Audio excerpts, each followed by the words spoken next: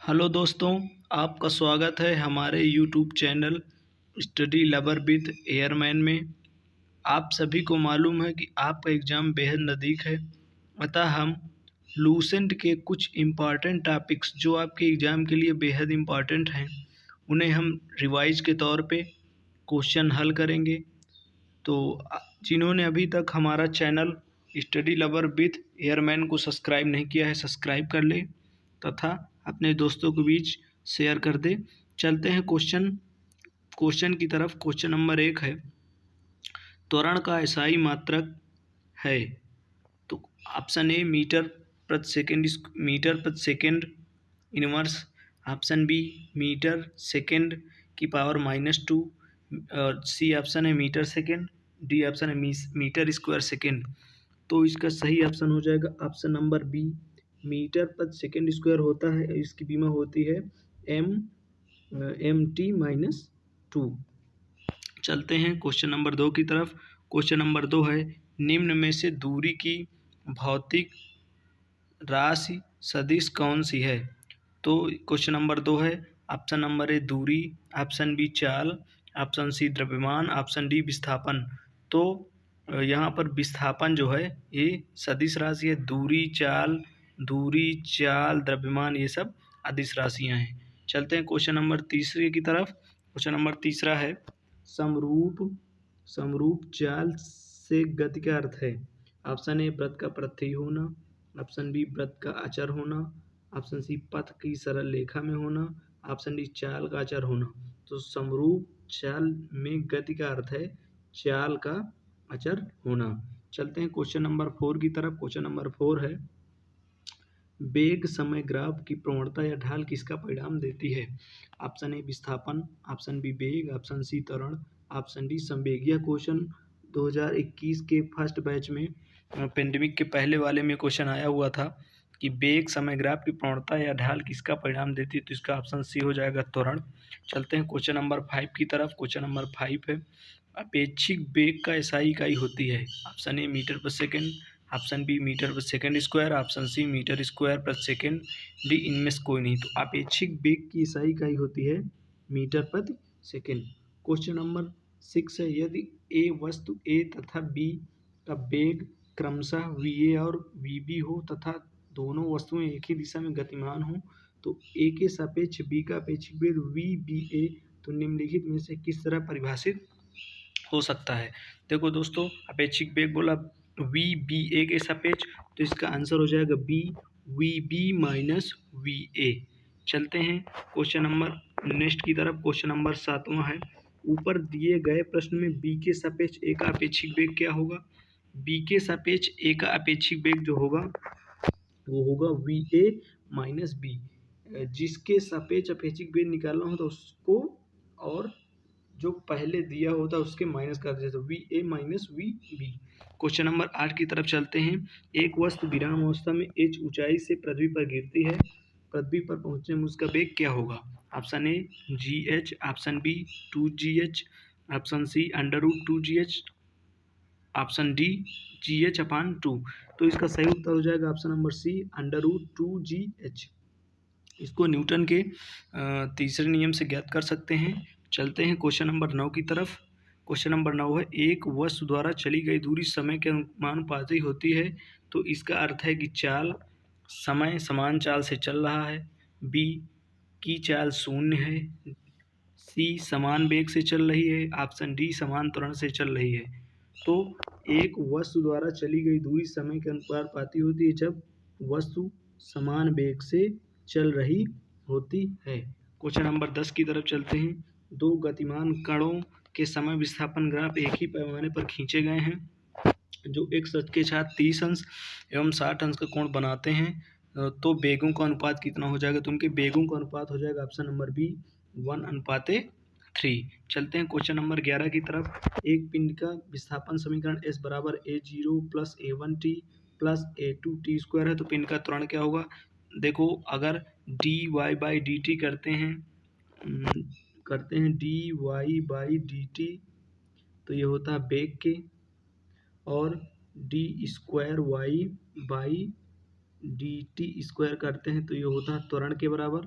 अतः इसका 2 बार अवकलन करेंगे तो 2 आएगा। ऑप्शन नंबर बी इसका करेक्ट है। चलते हैं क्वेश्चन नंबर 12 की तरफ। यदि किसी कण का विस्थापन समय के वर्ग के अनुपाती है तो पिंड एक समान होगा, वेग समान होगा, विस्थापन समान होगा, त्वरण समान होगा, इनमें से कोई नहीं। तो इसका सी त्वरण समान होगा। चलते हैं क्वेश्चन नंबर 13 की तरफ। क्वेश्चन नंबर 13 है, गति के समीकरण को वैज्ञानिक ने ज्ञात किया है। तो गति के समीकरण को वैज्ञानिक गैलीलियो ने ज्ञात किया। इसका ऑप्शन नंबर डी करेक्ट हो जाएगा। चलते हैं क्वेश्चन नंबर 14 की तरफ। दूरी s, समय t, त्वरण a, तो a बराबर क्या हो जाएगा? जैसे आपकी 220 पिछले बार बताए हैं कि त्वरण a बराबर होता है d2s अपान dt स्क्वायर। तो इसका ऑप्शन नंबर बी करेक्ट हो जाएगा। चलते हैं क्वेश्चन नंबर 15 की तरफ। गुरुत्व के अधीन मुक्त रूप से गिरती हुई वस्तु का एक समान होता है वेग, संवेग, चाल, त्वरण। तो इसका सही उत्तर हो जाएगा त्वरण। मुक्त रूप से गिरती हुई गुरुत्व के अधीन किसी वस्तु का त्वरण एक समान होता है। चलते हैं क्वेश्चन नंबर 16 की तरफ। क्वेश्चन नंबर 16 है, एक पिंड का विस्थापन समय के घन के अनुपाती है तो पिंड की त्वरण का परिणाम होगा।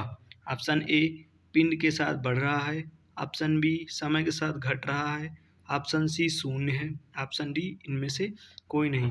एक पिंड विस्थापन समय के घन के अनुपाती होता है यदि समय के साथ उसका त्वरण बढ़ रहा है। क्वेश्चन नंबर 16 की तरफ चलते हैं, 17 की तरफ सॉरी। क्वेश्चन नंबर 17 है, यदि किसी पिंड द्वारा चली गई दूरी s बराबर at प्लस bt द्वारा दी जाती है तो उसका त्वरण क्या होगा? दोस्तों आपको बता चुके हैं त्वरण बराबर क्या होता है, a बराबर d2s अपान dt स्क्वायर। अतः दी गई दूरी का 2 बार अवकलन करने पर जो होता है वही उसका त्वरण कहलाता है। इसका ऑप्शन नंबर बी सही हो जाएगा। क्वेश्चन नंबर 18 की तरफ। एक पिंड का सरल रेखा में विस्थापन समय के वर्ग के अनुपाती है तो पिंड का त्वरण होगा। ऑप्शन ए बढ़ रहा है, ऑप्शन बी घट रहा है, ऑप्शन सी शून्य है, ऑप्शन डी नियत है। तो इसका सही आंसर हो जाएगा ऑप्शन नंबर डी। यदि समय के वर्ग के अनुपाती है, विस्थापन जो है डी प्रोपोर्शनल है समय के, तो पिंड का त्वरण नियत होगा। चलते हैं क्वेश्चन नंबर 19 की तरफ। क्वेश्चन नंबर 19 है, चाल एवं वेग के संख्यात्मक अनुपात होता है, यानी चाल एवं वेग का संख्यात्मक अनुपात जो होता है वो 1 के बराबर या 1 से कम होता है। चलते हैं क्वेश्चन नंबर 20 की तरफ। क्वेश्चन नंबर 20 है, दिए गए समय में स्वतंत्रता पूर्वक गिरते हुए पिंड द्वारा तय की गई दूरी समानुपाती होती है। ऑप्शन ए गुरुत्वजनित त्वरण एवं समय के गुणनफल के, ऑप्शन बी गुरुत्वजनित त्वरण के वर्ग के, ऑप्शन सी समय के वर्ग के, ऑप्शन डी समय के वर्ग के। तो इसका सही उत्तर हो जाएगा ऑप्शन नंबर डी समय के वर्ग के। क्वेश्चन नंबर 21 बेहद इंपॉर्टेंट क्वेश्चन है।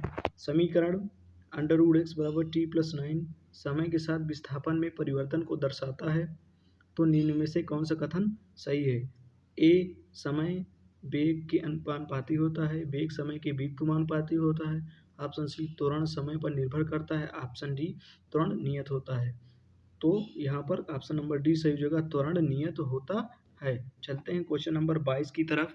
एक घूम रही पिंड के द्वारा तय की गई दूरी समय के वर्ग के सीधा अनुपाती होती है तो पिंड का त्वरण होगा। पिंड का त्वरण जो होगा बढ़ रहा है, घट रहा है, शून्य है, नियत है। अगर पिंड समय के वर्ग के समानुपाती है तो पिंड का त्वरण नियत होगा। और चलते हैं क्वेश्चन नंबर 23 की तरफ। क्वेश्चन नंबर 23 है, यदि कोई व्यक्ति अपनी यात्रा का कुछ भाग अल्फा त्वरण से और शेष भाग बीटा मंदन से करता है, यदि यात्रा में लगा कुल समय टी हो तो व्यक्ति द्वारा यात्रा के दौरान प्राप्त की गई महत्तम वेग होती है। तो इसका ऑप्शन नंबर सी सही हो जाएगा, अल्फा इंटू बीटा अपान अल्फा प्लस बीटा अपान टी। चलते हैं क्वेश्चन नंबर 24 की तरफ। ये बेहद इंपॉर्टेंट क्वेश्चन है जो आपके एयरफोर्स एग्जाम में पिछले वर्ष आया हुआ है। क्वेश्चन नंबर है 24, किसी पिंड का त्वरण निम्न में से किसकी ढाल से निरूपित होता है? ऑप्शन ए बल समय ग्राफ, ऑप्शन 2 कार्य समय ढाल, ऑप्शन सी विस्थापन समय वक्र, ऑप्शन डी वेग समय वक्र। तो इसका ऑप्शन होगा वेग समय वक्र। वेग समय वक्र जो है त्वरण का परिणाम देती है, यानी वेग समय का ग्राफ वेग समय का ग्राफ त्वरण देता है। तो दोस्तों ये रहे हमारे कुछ क्वेश्चन फिजिक्स के। हम क्वेश्चन का मतलब है कि आपका रिवीजन कराना, आपका एग्ज़ाम 10 दिन बचे हुए हैं, अतः इसी तरह क्विक रिवीजन करने के लिए हमारे YouTube channel study lover with airman को सब्सक्राइब करें तथा अपने दोस्तों के बीच में शेयर करें और लाइक करें। धन्यवाद। मिलते हैं अगले टॉपिक पर एक नए वीडियो के साथ। धन्यवाद।